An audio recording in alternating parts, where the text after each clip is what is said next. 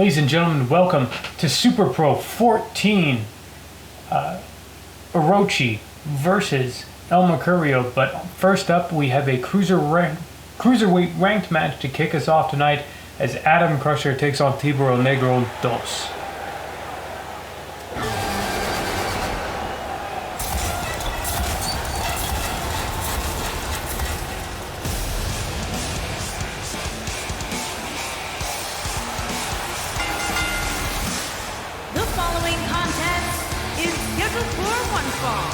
Making his way to the ring from Memphis, Tennessee, weighing in at 243 pounds, Adam Crusher.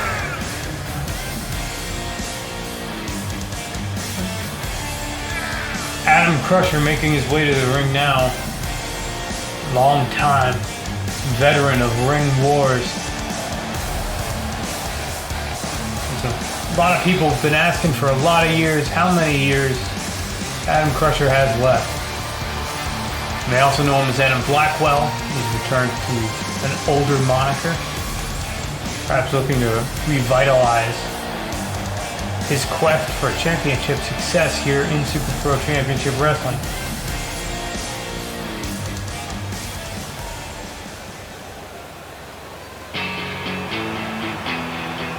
Standing across from him is no stranger to the squared circle as TIBURON NEGRO 2 makes his way on down. From Mexico, weighing in at 231 pounds, Black Shark.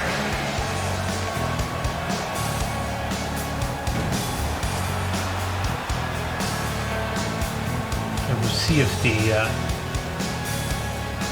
more classical, not to be confused with Classico, the more classical luchador can work his way around the straightforward offense of the brash elder statesman of this division.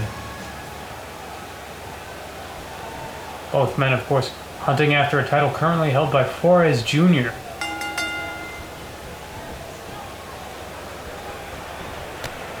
TIBURON immediately starting off with a big knee strike to the head. A round kick to the back. But Crusher right back up to his feet and keeps up. He moves like a younger man. But those knees are just as old as he is. Perhaps TIBURON NEGRO 2 hoping to take out the joints. Back and forth here, nobody really gaining a massive advantage. Adam Crusher seeks to amend that with a massive atomic drop.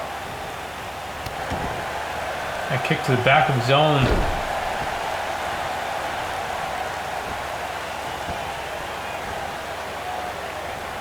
Oh, and that massive stretch there, the hyperextending the knee.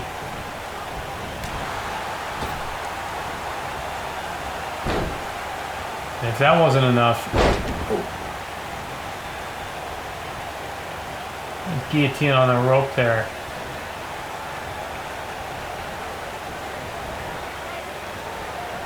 And now a kick to the gut.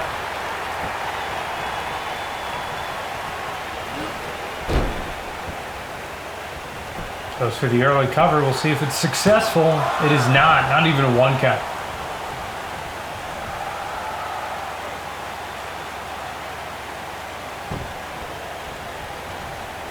Crusher now looking for something a bit bigger, hitting that neck breaker. And again, going to hyperextend the knee joint, this time on the opposite leg. Down by the neck, and there is that patented old man strength. Goes for the cover again. That might be enough to put away the shark. He's not moving. And it's true.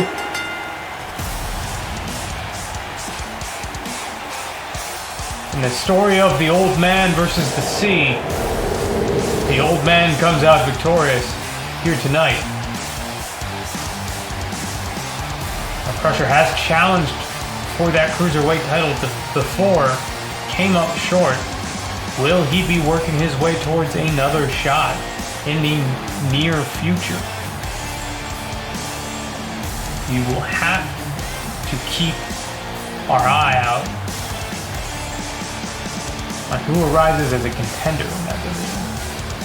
Here is your winner, Adam Crusher.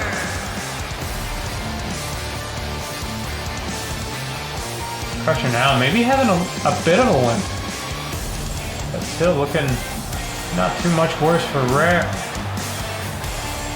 Not too much worse for Wear. Say that 10 times fast.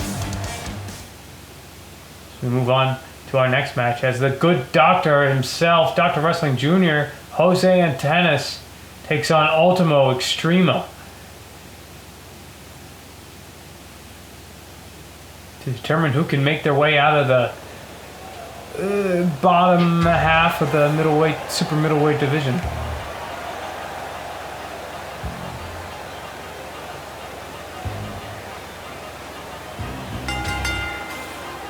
Making his way to the ring from Tijuana, Mexico, weighing in at 204 pounds, Doctor. Good doctor here tonight. Looking to turn back the time stone. Perhaps the times when he was more successful at the championship level in Mexico. He's been very successful in America over the last couple of years. But since his return to Super Pro, since his return to Mexico, not quite so much.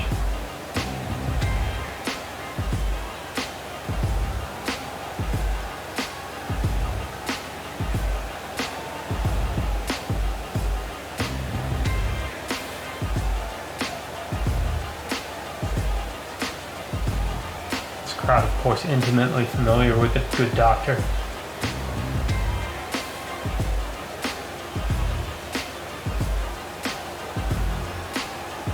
And regulars here at Arena Mexico will never grow tired. They actually banned apples in this building just in case Doc shows up. I don't know if you knew that. It's a true story.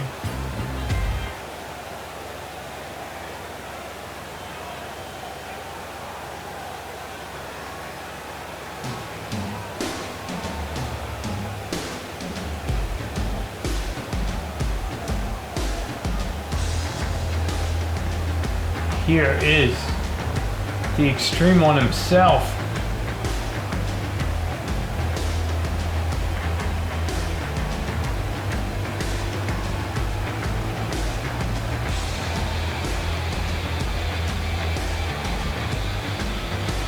Ultimo Extremo.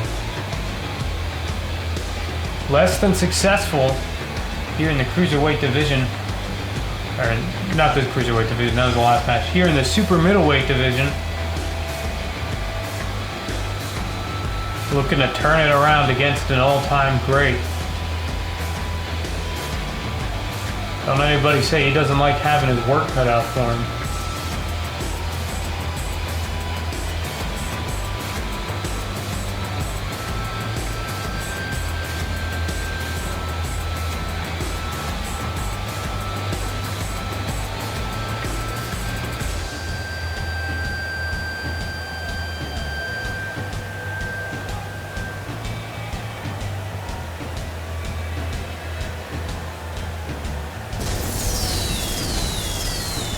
A little fireworks here tonight, looking for something special, perhaps.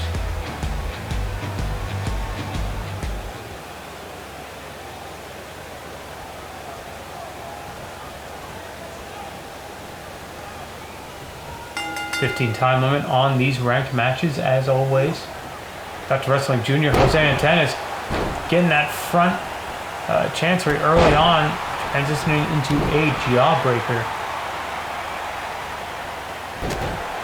Only to eat a jawbreaker of his own. If there is a dentist Wrestling Jr., he is soon to be in good company, good work.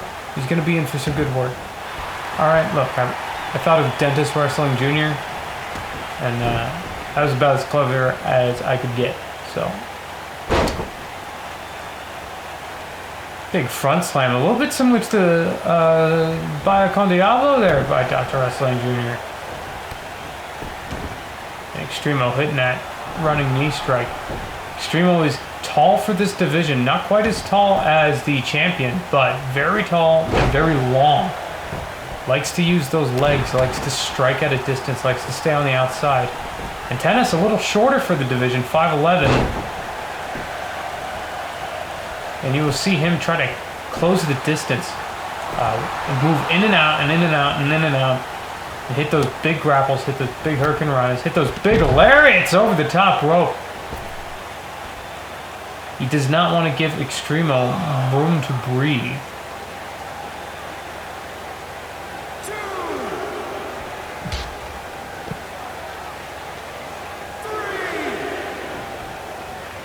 Oh, and a massive arm drag straight into that pavement, and a little bit more merciful on the double leg takedown, puts him about half and half. It's not like those mats are very thick either. They're pretty cheap. I'm pretty sure those things have been around since the 80s. Extremo gets him up, and another running knee strike. Gets ATENAS down. That kicks him off. You saw the error there. That was Extremo. He was moving in. He was trying to exchange grapples on the floor, which in wherein he doesn't quite have the size advantage. The range isn't so important when you're horizontal. Rectifying that now. Sends Doc off the ropes in a massive power slam. Pretty.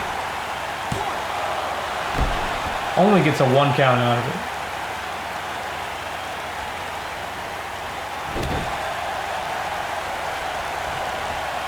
Now rolls him. Extremo rolls with it. Hits the drop toe hold. Super kick! He's got to be out. That's got to be it. He's going to choke him out. He's got the bulldog choke, and he's showing off.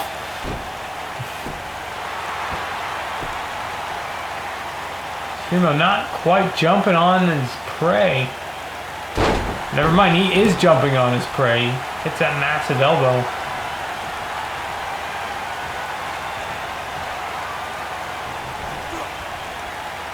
And there it is. The Extremo Destino. Destino Extremo. And it is not enough to put away the doctor.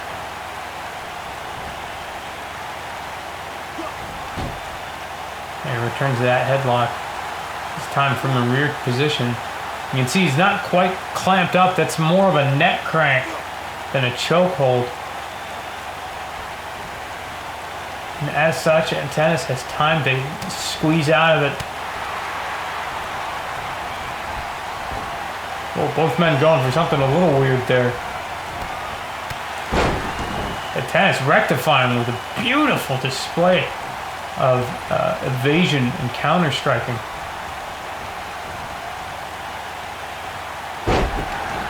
And maybe watching the last match as he hits that hyperextension. And for DDT, got countered. Has him up. Kick down, super kick of his own.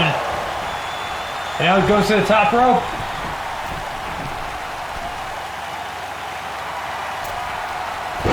Beautiful frog splash by that good doctor. Is that enough? It is. Dr. Wrestling Jr., Dr. Malpractice, Jose ATENAS, whatever name you want to use. He picks up a crucial win here in Super Pro Championship Wrestling 14. Orochi versus El Mercurio. He advances in that super middleweight division. Current champion Ramel Diaz, member of the Cosa Nostra. I realize I just said the twice in a row technically. You'll have to forgive me. Quite the back and forth match, but it seemed like after the Destino Extremo did not do the job, did not put him away. But it was the doctor's place. 100% his game plan from that point on. He just completely dictated the pace, overtook his opponent.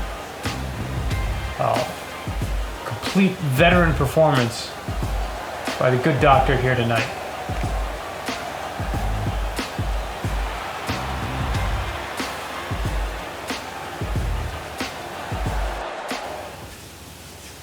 We move on as KIYOKO takes on Felicia Knight, number 2 versus number 5 in the junior middleweight division.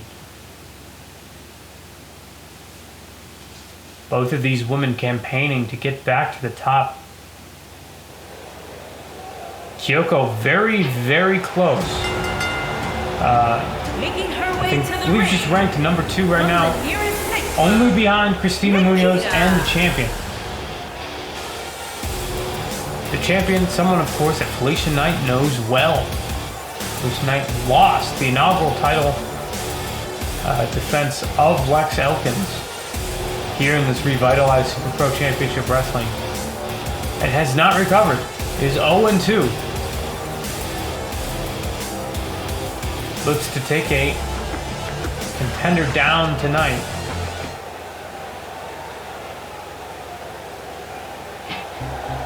And her opponent from Seoul, South Korea, Romy.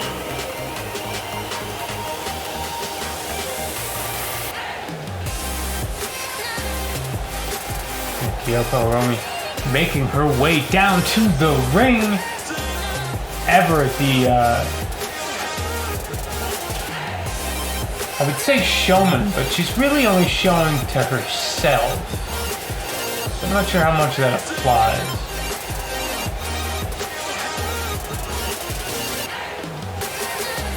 But nonetheless, the South Korean sensation has completely swept over this Mexico crowd and welcomed her with open arms. Even though I'm not too sure she cares too much. I'm not too sure she really cares what anybody else thinks of her, as long as that face in the mirror is smiling. Here we go. Felicia Knight, obviously, with size advantage, utilizing it early.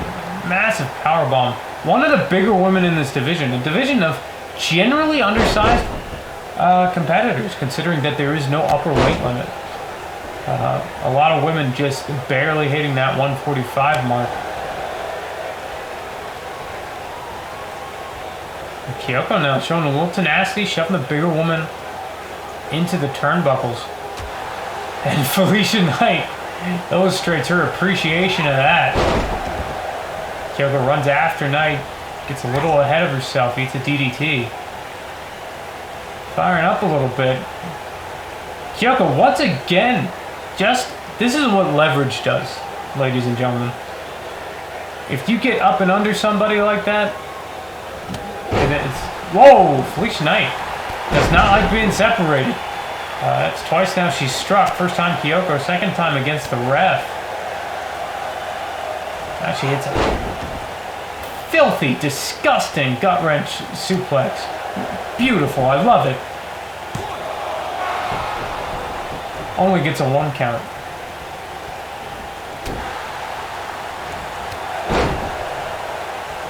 Diving forward by KIYOKO, has to throw every bit of her weight at Felicia if she's going to come at her head on like that.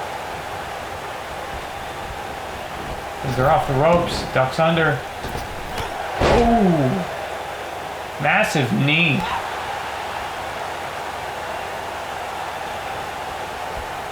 And a leg sweep, taking out the tree trunks.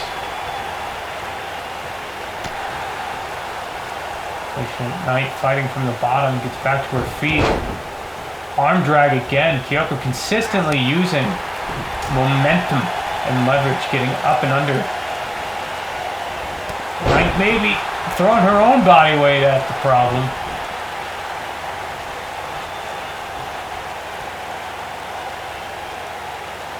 And then Slight exchange of words before Knight knocks her to the outside. 15 count here.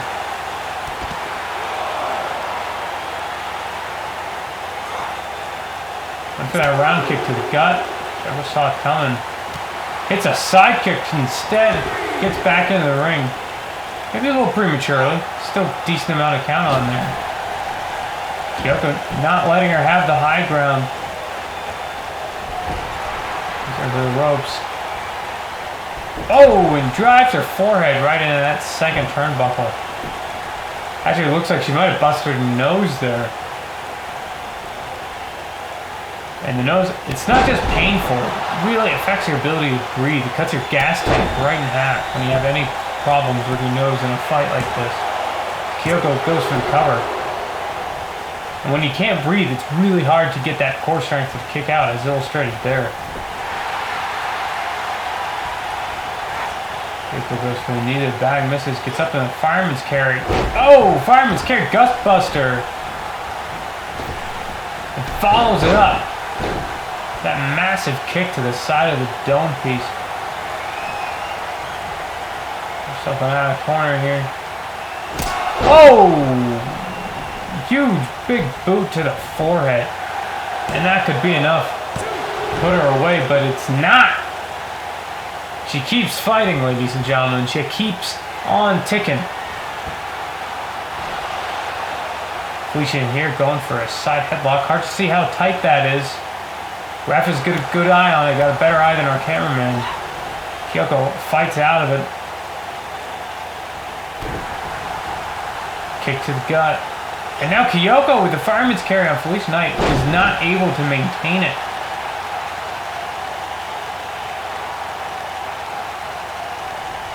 And now showing off the crowd. Notice the covering of the face on that pin.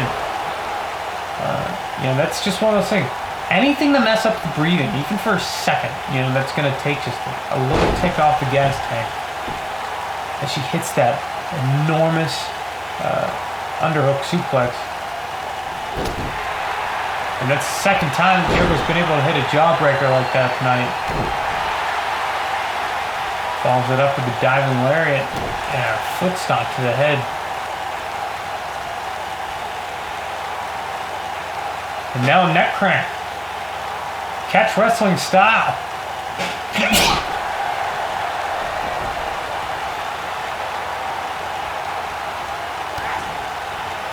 KIYOKO now gets her up.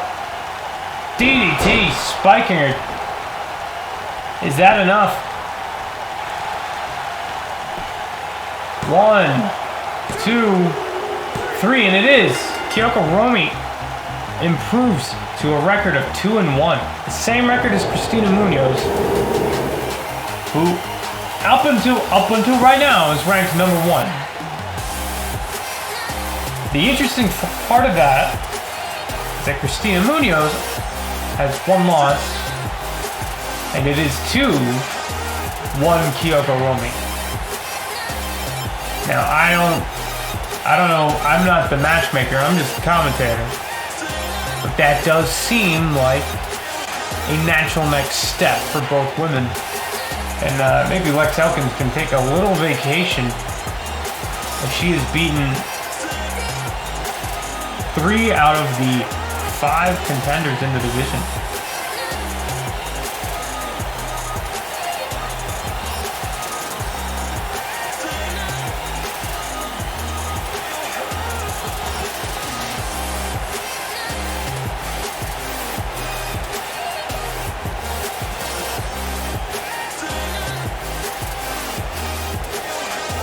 Here is your winner, Romy. Here we go.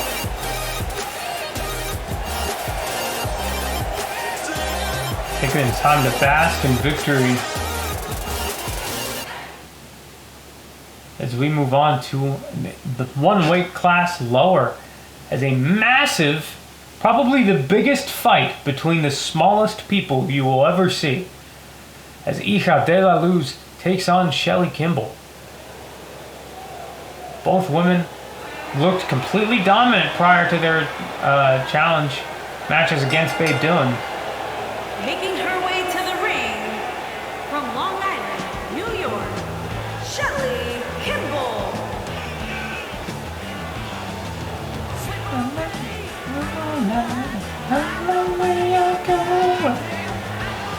Shelly Kimball, of course, now associated with the Coleman boys, and has such inherited that dope-ass theme song. Bit of a change in attitude. Yeah, she's not quite a different person, but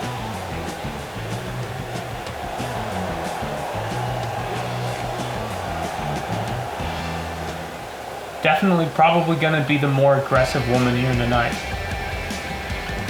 Because I'm not entirely sure how this woman can be a devastating professional wrestler and also incapable of hurting a fly, but here she is. It's HIJA de la Luz.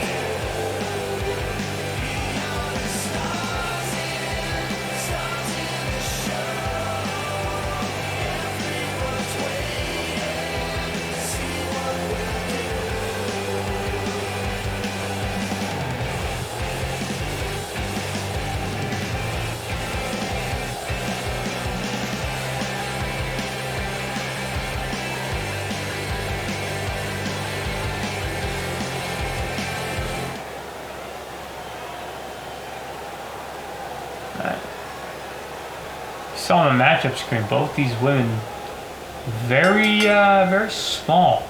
Probably the first time Shelly Kimball's ever had a size advantage, but maybe she doesn't have a strength advantage if she gets backed up into her own corner by HIJA de la Luz.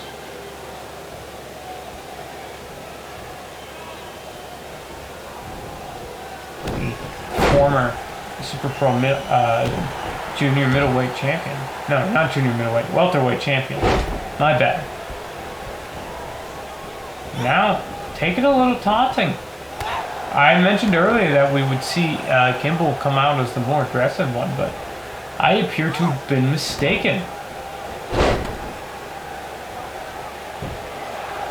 There's only room for one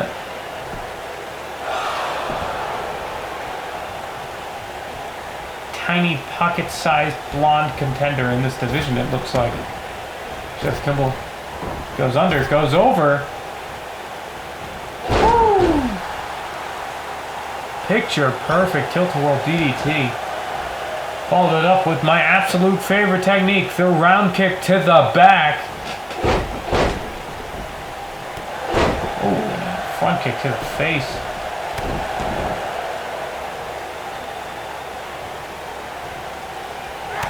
Kimball now.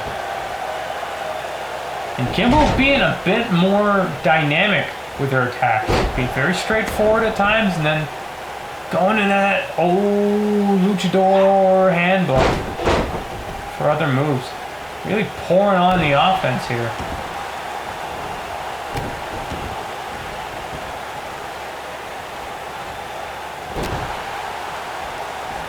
De La Luz goes for a leg sweep, misses, and another round kick to the back.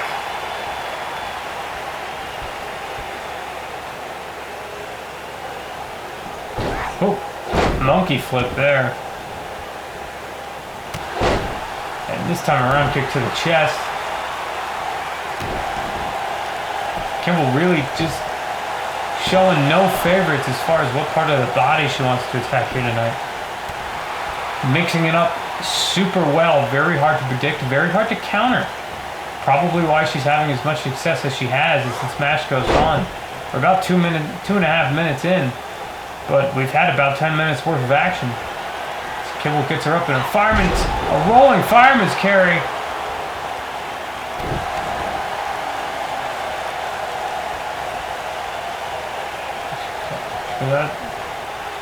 Whoa! The head scissors sends her flying. Second rope. Kimball now taking her time. Not sure what she's thinking about.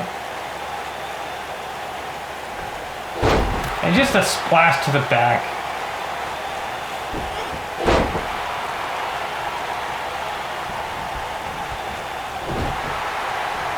Kimball maybe waited too long to hit that. And De La Luz maybe taunting a little too early. Yeah. De La Luz now firing up, showing some of that aggression she had earlier in the match. Rolls through with that kick to the side of the head. Misses the follow-up. Gets hit. Gets hit again. Got a pump handle. X Factor. And that could be the end of it. 2. No. De La Luz kicks out. Ever the resilient one.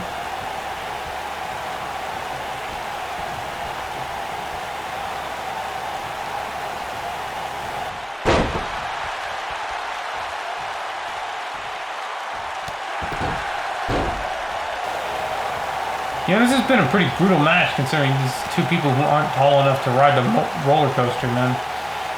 Oof.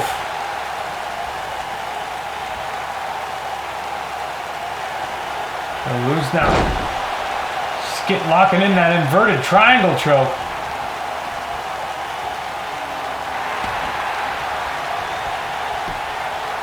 Kimball rolls out, gets her head out. Pretty impressive getting your head out of there with those knee pads on. It's really served as like grips. Now Kimball just knocking her down. Having a little bit of fun with the crowd. Massive lariat. It's like a tiny Stan Hansen.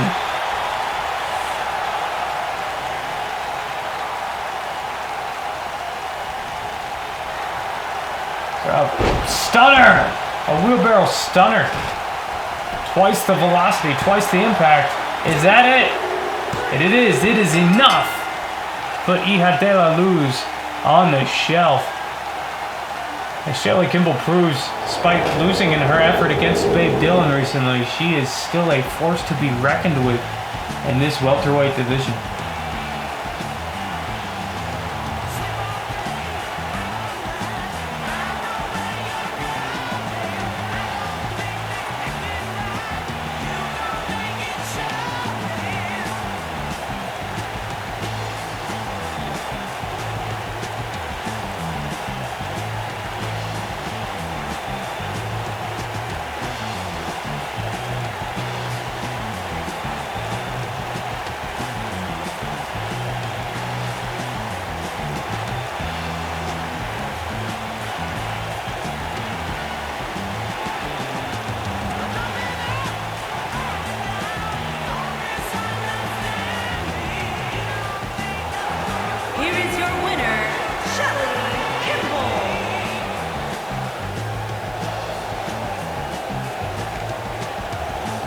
Now, the Lady of Strong Island. King of the Pixies.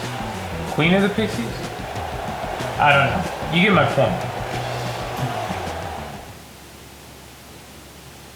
And now from a welterweight match back to the super middleweight division. We were there earlier with the bottom half of the division. Now we look at the very, very top. As the #1 contender, Isaac, takes on Samuel Hunt. And this is a weird situation for Isaac. By the way, does anybody talk to him about using Adam Crusher's theme? Adam Crusher's been using this theme for like 15 years. I'm just saying, it's a little weird.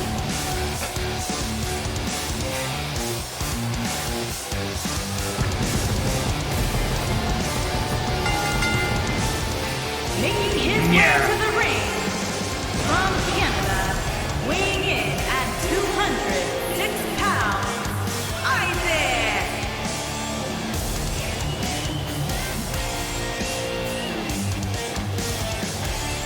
Isaac, of course, a representative of NIEW. One of the stalwarts of that promotion, has been very successful here in Super Pro, as you could see by that 3-1 record. Problem is, he's already had himself a title shot against Mel Diaz. A title shot that he just threw away. Hit an illegal strike onto Ramel Diaz's, Lil Diaz's, right in front of the referee. Which is one of the most blatant things I've ever seen in my life. And his opponent, from Auckland, New Zealand, weighing in at 201 pounds, Samuel Hunt. Samuel Hunt, only 1-1, but ranked number 2 in this division. And that really speaks to how absolutely chaotic the division has been. Because you have Ramel Diaz at the very top, he's the champion. He's 2-0. Right, he won the title and then he retained it against Isaac. Then you have Isaac, who's 3-1. Very good run, ended in that weird DQ at the hands of Ramel Diaz. After that, nobody has a winning record. Alex Perez, 1-2. Alex Graves, 1-2. Jose Antanas, up until earlier tonight, 0-1. He's 1-1 now. And Extremo's 0-2, and he's probably in some trouble. But Samuel Hunt has a very, very good opportunity here, and Isaac maybe a chance at redemption. Oh, Superman punch immediately into a cover. First 20 seconds of the match.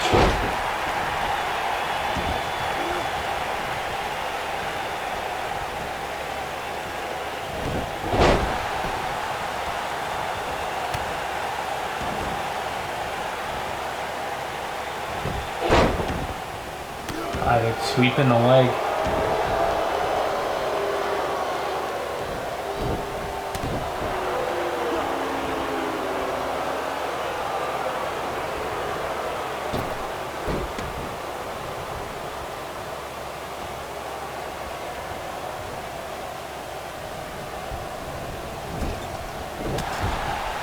That lariat to the back from Samuel Hunt.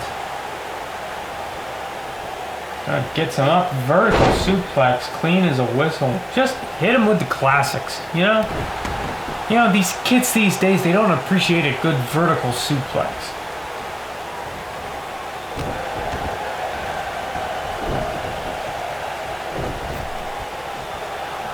Isaac now headed to the outside of the ring, but it's just a distraction so he could get the better of Hunt there. Ever the opportunist. It's in the corner. Lariat pulls him back, it down.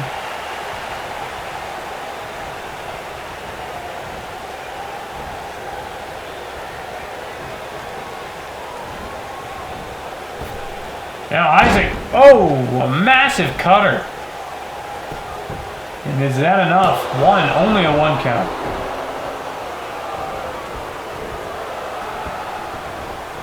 Isaac goes to the top rope, but Hunt is right back to his feet. Isaac wisely gets out of there. Does not want to get knocked off.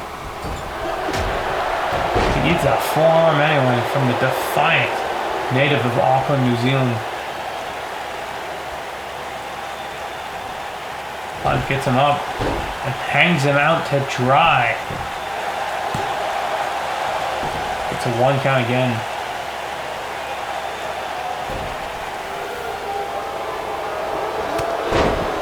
Big forearm.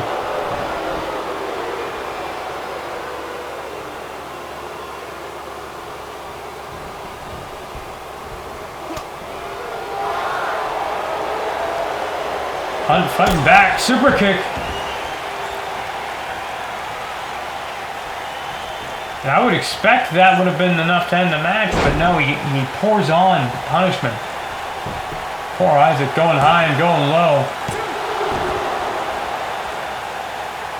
And it's not enough. Maybe giving him too much time to recover from the head strike.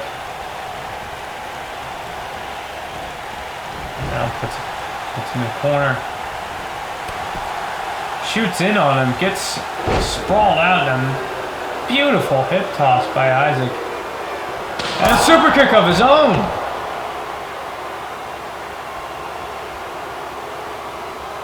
Isaac looking for the cherry on top. Got him up. Face breaker right over that knee. And that should be it. And no, Samuel Hunt keeps on going.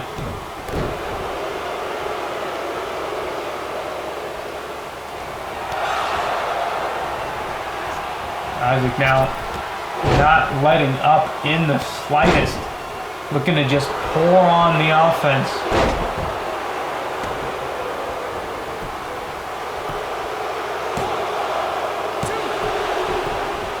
Count again.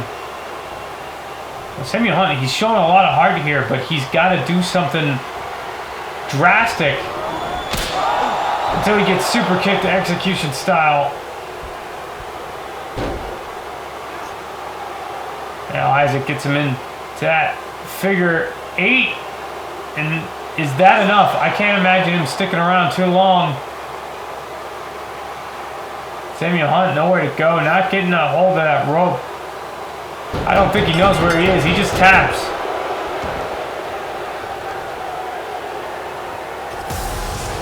And Isaac is still undefeated in non-title matches, non-title ranked matches in Super Pro Championship Wrestling, and that gives a lot of question about contendership. When the last time you got a title shot, you ended it with a punch to the dick. Or a kick to the dick. I think it was a punch to the dick. You get my point.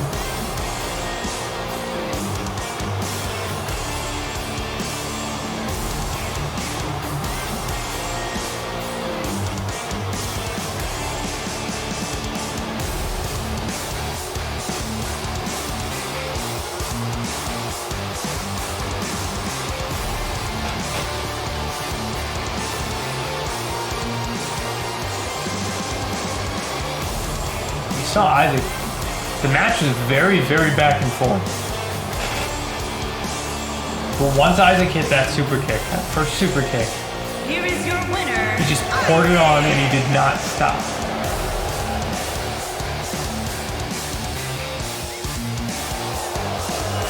And I don't know if there's anyone in this division that can give this man a run for his money, not named Ramel Diaz. But now we move on to the main event, and it's a very interesting one as Orochi takes on El MERCURIO, and their rankings are very high. And that's because of who they've beaten. The following contest is scheduled for one fall, and is for the Super Pro Middleweight Championship. You think you know me?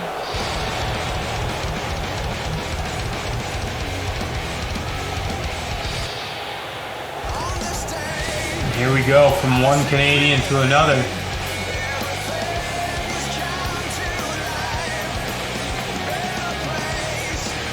And MERCURIO coming out.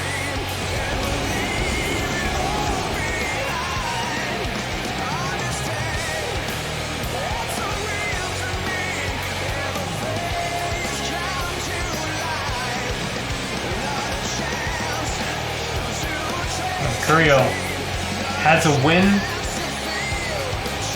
in what we like to call an Aztec Royale. He beat LA Park to win that match. That was the last guy he pinned. LA fucking Park. Then he went on and he beat Alejandro. Alejandro, a guy who was silently making his way towards the title shot. And there was nobody in his path that was going to stop him. And then El MERCURIO just did it. He's come out of nowhere. And the only guy who's done anything similar to that in this division is a guy by the name of Orochi. And Orochi, very similar to MERCURIO. He shows up one day. We have this Aztec Royale. He just shows up and he beats everybody. He wins it. And then because of the rivalry between the Dragon Cult and the Ramirez's, which resulted in the Dragon Cult gaining control over Super Pro Championship Wrestling, Orochi got himself a title shot, both because of that and on the strength of his win. And then he beat Hiro Ramirez, who a lot of people would tell you is the absolute face of this brand. The guy is fired, and people still think he's the face of this brand. That's how big of a deal Hiro Ramirez is. Orochi beat him.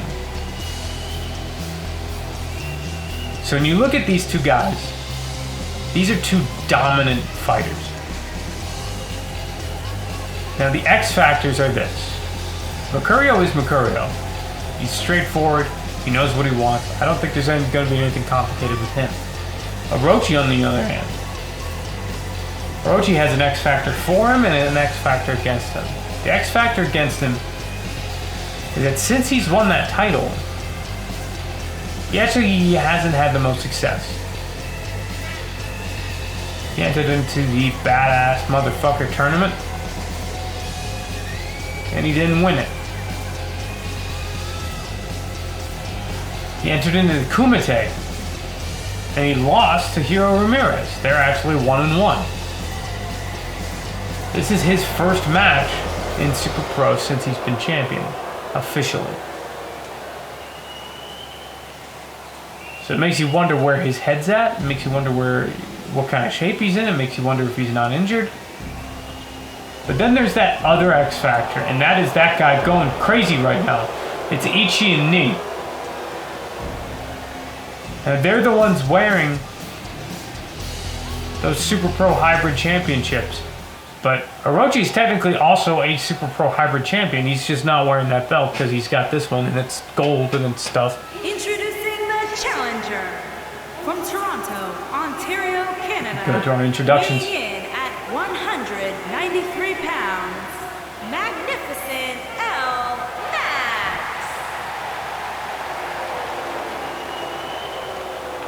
Introducing the champion from Osaka, Japan.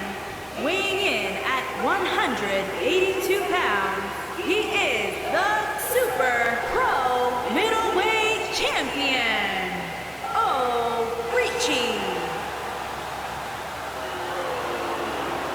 Orochi with that belt. Looks strange, not on the shoulder of a Ramirez.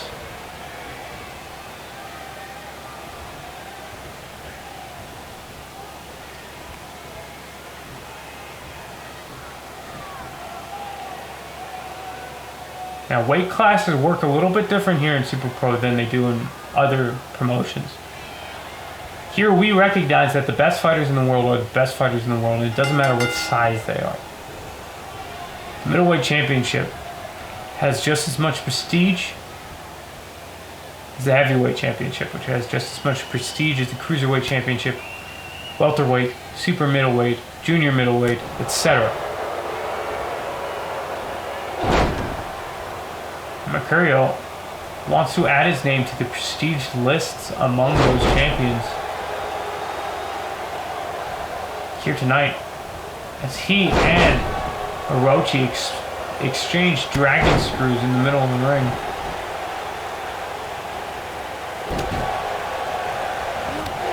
And a massive lariat by Orochi.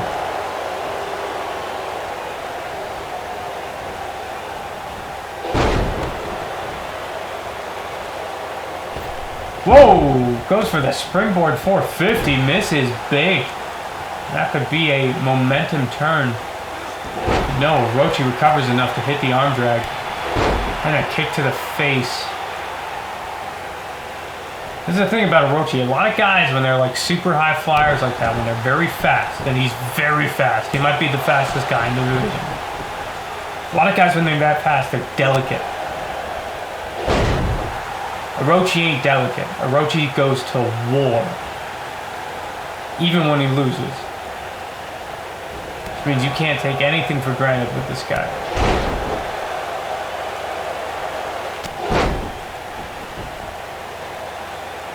Mercurio hitting a series of round kicks and stomps right now. Trying to snuff out the momentum of Orochi, taking out the legs now, trying to immobilize him. And that's a smart move. The last thing you want to do is have Orochi running around a ring like a pinball. Because while Orochi can slug it out, while Orochi can fight wars, oh, Jesus! It's probably not where he has the biggest advantage.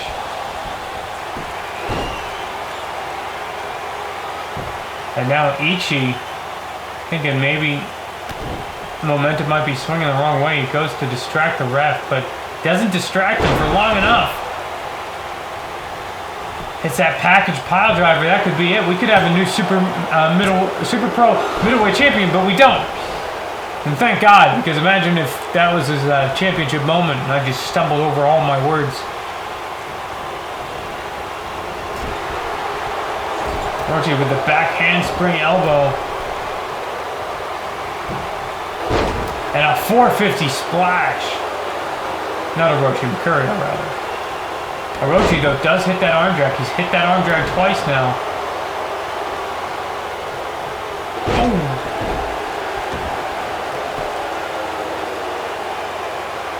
Showing off a little bit, starting to feel himself.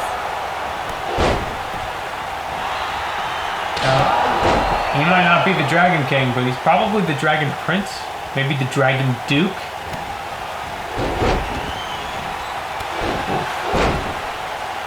Dragon Steward. Hits that enziguri. Is that enough? No, it's only a 1 count. Mercurio kicks out. Mercurio now showing his ability to take a beating, his ability to go to war. Again, winning, both these guys won Aztec Royals, and that's not an easy feat, but the Blood Dragon hits in the middle of the ring. And is that enough? And Mercurio is put away by Orochi.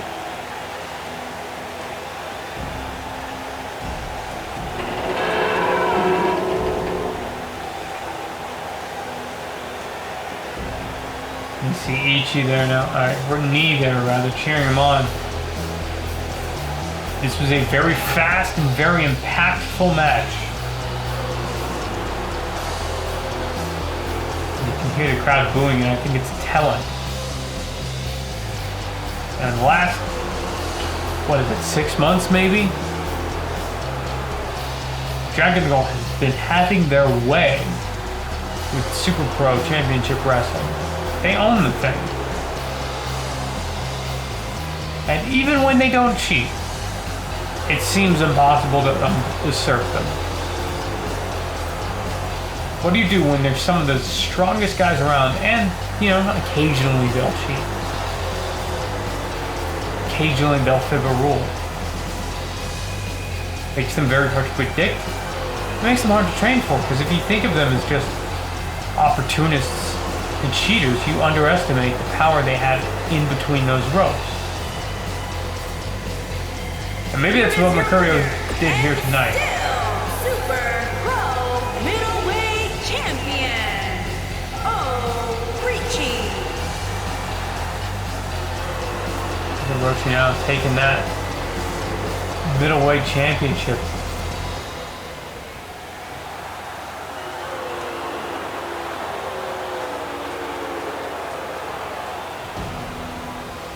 Perhaps there will be a day when a middleweight can challenge this man, who's not named Ramirez, but it is not this day. Today, Orochi and the Dragon Cult stand tall